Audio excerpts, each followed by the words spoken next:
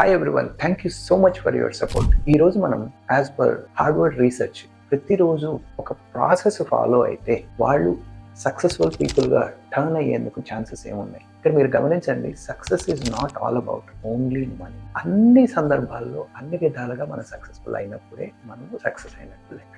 అంటే ఒక వ్యక్తి వాడు కెరియర్లో చాలా సక్సెస్ అయ్యి సడన్గా చనిపోయాడు అనుకోండి, హెల్త్ ఇష్యూస్, ఉపయోగం లేదు. సో సక్సెస్ని డిఫైన్ చేసేటప్పుడు అన్ని విధాలుగా ఆనందంగా ఉండటం అనేది చాలా ఇంపార్టెంట్. దీనికి వాళ్ళు ప్రపోజ్ చేసిన ఒక థియరీ ఏమంటే అది మూవర్స్ అంటారు. ఈ ఎం అంటే మెడిటేషన్. ప్రతిరోజు ఒక వ్యక్తి కొంచెం సేపు ఒక 5 నుంచి 10 నిమిషాలైనా మెడిటేట్ చేయటం అతని యొక్క హోల్ ప్రాసెస్ అంతా ఒక స్ట్రీమ్ లైన్ అవుతుంది మైండ్తో సహా.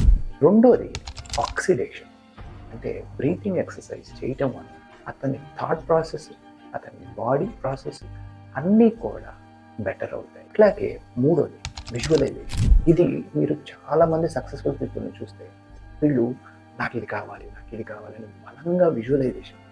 అట్లాగే మీరు కూడా మీ గోల్స్ వీటన్నిటిని ప్రతిరోజు ప్రాపర్గా విజువలైజ్ చేయండి. నాలుగోది don't forget to exercise. Exercise is very important.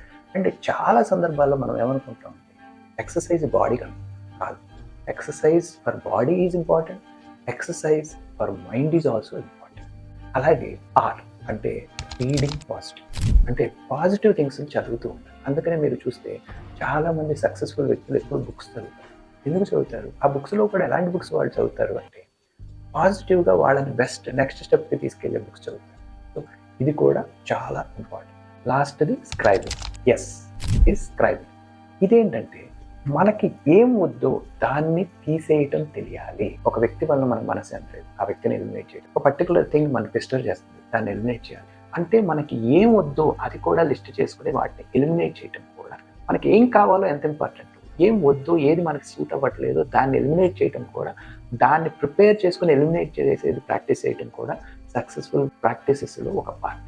So మీకు ఇప్పుడు అర్థమైంది కదా, మూవర్స్ ఎవరైతే అప్వర్డ్ మూవ్ అవ్వాలనుకుంటున్నారో వాళ్ళు ఈ అన్ని ప్రాక్టీసెస్ని రోజు కనుక ఇంప్లిమెంట్ చేయగలిగితే there are more chances you become successful, or let's not call it successful, you will become the happiest person sooner.